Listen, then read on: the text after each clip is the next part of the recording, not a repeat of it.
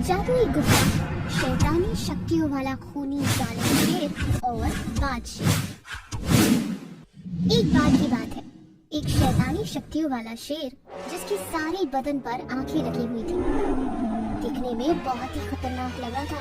एक दिन वो जंगल में शिकार ढूंढ रहा था। काफी देर होने पर भी उसे कुछ नहीं मिलता। तब वो अपने मन में सोचता है, लगता है मैंने इस जंगल के सारे जानवरों को खत्म कर दिया है। हम मेरे शिकार के लिए यहाँ कुछ नहीं बचा। यहाँ रहकर भूख से मरने से अच्छा है कि मैं किसी और जंगल में जाकर शिकार ढूंढूं। यूं वो अपनी शक्तियों का इस्तेमाल कर दूसरे जंगल में जाता है।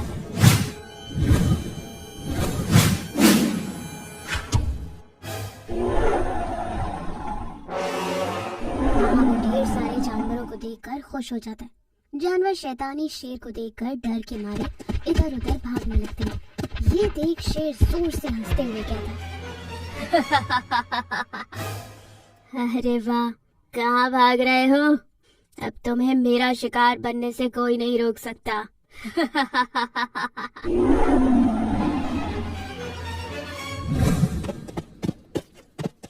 यूं वो जानवरों का पीछा कर एक सुअर का शिकार कर उसे खा जाता है। अरे वाह, बड़ा ही मजेदार शिकार हाथ लगा है। यहाँ तो बहुत सारे जानवर हैं। जब तक कि यहाँ के जानवर खत्म नहीं हो जाते, ये जंगल ही मेरा घर है और मैं यहाँ से कहीं नहीं जाऊंगा। इस तरह से वो शेर उसी जंगल में रहने लगता है। वो जब मर जाता तो किसी भी जानवर का शिकार कर उसे खा लेता था। जंगल में दहशत का माहौल था। सारे जानवर बहुत ही डरे हुए थे। उस जंगल का राजा शेर भी शैतानी शक्तियों वाले शेर से हार जाता है और मर जाता है।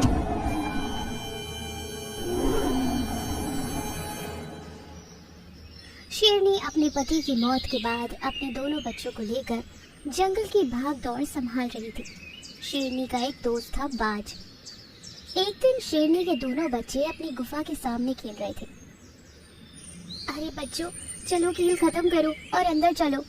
माँ, बस थोड़ी देर और, बड़ा मजा आ रहा है। देखो, गुफा से दूर मत जाना, यही खेलना। मैं थोड़ी देर आराम करती हूँ, समझे? हाँ माँ। शेरनी गुफा में आराम करने चली जाती है।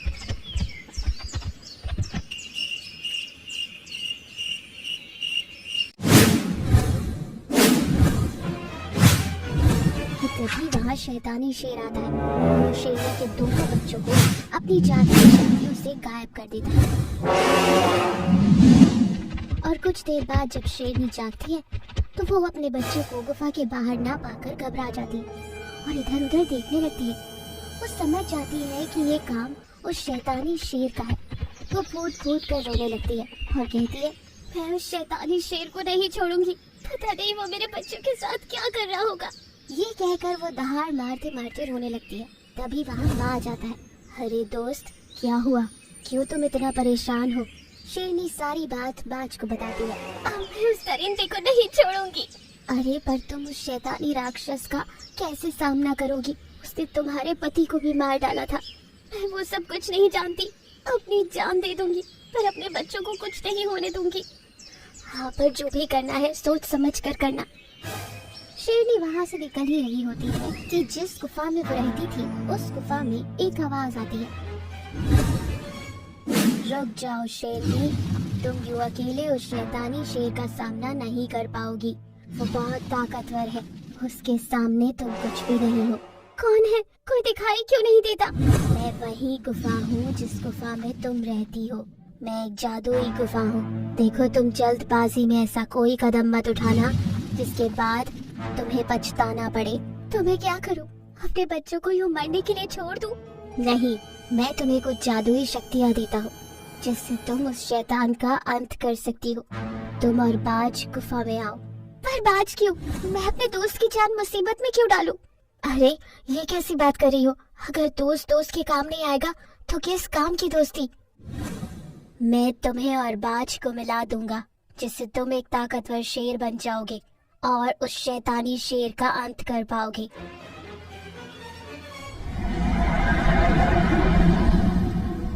यूं शेरनी और बाज गुफा के अंदर जाते हैं। गुफा अपनी शक्तियों से शेरनी और बाज को जोड़ देता है और शेरनी बहुत ही ताकतवर बन जाती है। वो अपनी शक्तियों का इस्तेमाल कर कर वहां से गायब होती है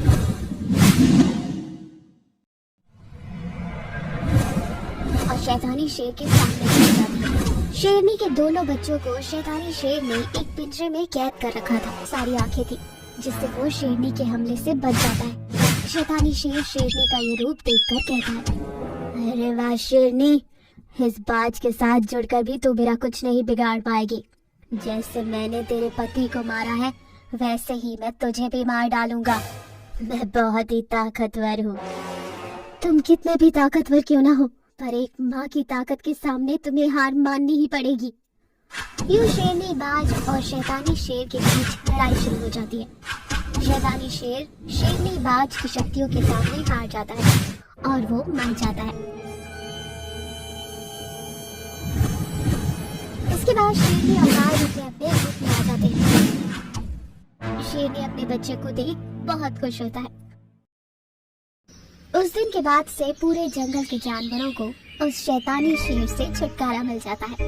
इस कहानी से हमें ये सीख मिलती है कि कभी भी हमें हमारी ताकत का घमंड नहीं करना चाहिए। दोस्तों, ये कहानी आपको कैसी लगी? अच्छी लगी ना? हमारे चैनल को सब्सक्राइब जरूर कीजिए ऐसी और मजेदार कहानियों के लिए। लाइक करो, कमेंट करो और शेयर करो। धन्यवाद। जादुई दरवाजा, मायावी सफेद हाथी और ग्रिफिन का अंत। सोनपुर के जंगल में जानवरों के महाराज शेरा बहुत ही न्यायप्रिय और समझदार राजा थे। एक दिन शेरा सभी जानवर को बुलाकर कहता है, इस जंगल में हमेशा से हमारे पूर्वज महाराजा बनते आए हैं। उसके बाद मैंने इस जंगल को संभाला, पर अब मेरे बाद इस जंगल को कौन संभालेगा? राजा शेरा की बात सुनकर चूचू बंदर कहता है, महाराज, आप ऐसा क्यों बोल रहे हैं? आप ही इस जंगल को आगे भी संभालेंगे। पर आजकल मेरी तबीयत ठीक नहीं रहती। अब मैं बूढ़ा हो चला हूँ। अब हमारे जंगल का क्या होगा? तभी चूचू बंदर कहता है, अरे महाराज, आप चिंता क्यों करते हैं? सब ठीक हो जाएगा। सारे जानवर राजा को समझाते हुए वहाँ से चले जाते हैं। दूसरे दिन सभी जानवर जब इकट्ठा होकर बात कर रहे थे कि तभी अचानक वो एक जानवर को देखते हैं जो आसमान से उड़ते हुए आता है। तब चूचू बंदर कहता है, अरे देखो, ये अजीब सा दिखने वाला जानवर कौन है?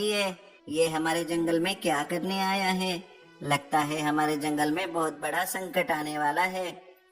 तभी वो उड़ने वाला जानवर जानवरों के पास आता है और कहता है, तुम सब मुझे देखकर इतना क्यों डर रहे हो? मैं तुम लोगों के साथ कुछ नहीं करूंगा। हाँ, बस मैं अब तुम लोगों का नया महाराज बन जाऊंगा और जब तक तुम लोग मुझे खाने के लिए लाकर दोगे तब तक मैं तुम्हें कुछ नहीं करूंगा। अगर ऐसा नहीं हुआ तो तुम लोगों में से रोज एक जानवर को मैं मार कर खा जाऊंगा। उसकी बात सुनकर चूचू बंदर कहता है, अरे तुम्हें क्या लगता है हम तुम्हारे इस भयानक से शरीर को देखकर डर जाएंगे? तुम हमारा कुछ नहीं बिगाड़ सकते।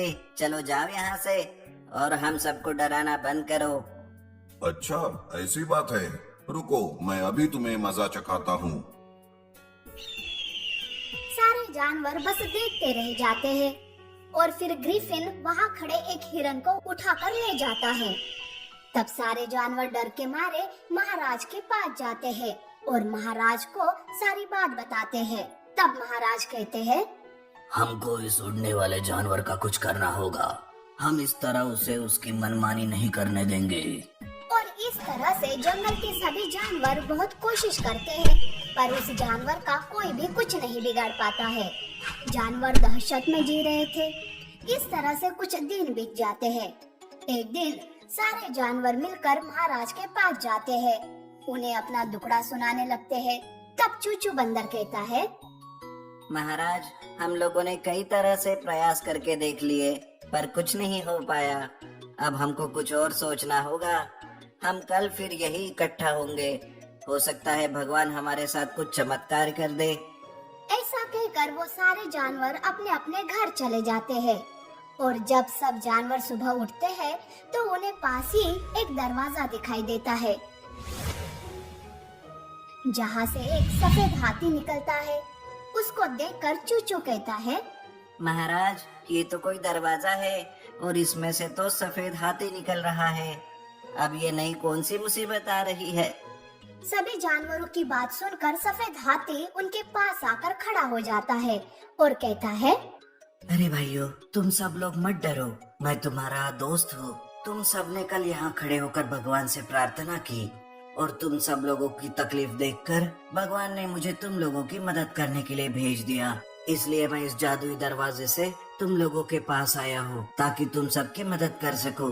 तुम लोग चिंता मत करो, मैं देखता हूँ अब उस उड़ते हुए जानवर को। ऐसा कहकर सफेद हाथी उस उड़ते हुए जानवर को ढूंढते हुए उसके पास जाता है और उससे कहता है, सुनो तुम दुष्ट जानवर, यहाँ से चले जाओ। तुमने यहाँ के भोले भाले जानवरों को बहुत परेशान कर दिया।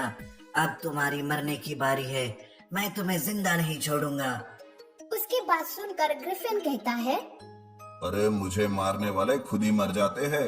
इस दुनिया में मुझसे ज्यादा शक्तिशाली कोई नहीं है, इसलिए तुम अपना मोटा सा शरीर लेकर यहाँ से चले जाओ। फिर ग्रिफिन और सफेद हाथी में लड़ाई शुरू होती है। बहुत समय तक लड़ाई होने के बाद ग्रिफिन कमजोर होकर हारने लगता है। तब वो अपने मन ही मन सोचता है, ये हाथी तो सचमुच बहुत ताकतवर लग रहा है। मुझे यहाँ से तुरंत उठ जाना चाहिए, नहीं तो ये मुझे मार डालेगा। और तुरंत ग्रिफिन वहाँ से उड़कर भाग जाता है। उसको भागता देख चूचू बंदर कहता है, अरे वाह हाथी भाई, ये तो सच में भाग गया। अरे नहीं नहीं, ये दुष्ट जानवर इस जंगल से कहीं नहीं गया, वो सिर्फ यहाँ से भागा है। वो कल फिर आएगा, पर अब कुछ ऐसा करना होगा जिससे कि वो यहाँ से भाग ही ना सके। दूसरे दिन जैसे हाथी ने कहा था ठीक वैसे ही होता है। दूसरे दिन वो ग्रिफिन फिर आता है। तब हाथी सोचता है, इसको कैसे भी करके उस जादुई दरवाजे तक लेकर जाना होगा। फिर सफेद हाथी दौड़ते हुए उस जादुई दरवाजे के पास जाने लगता है।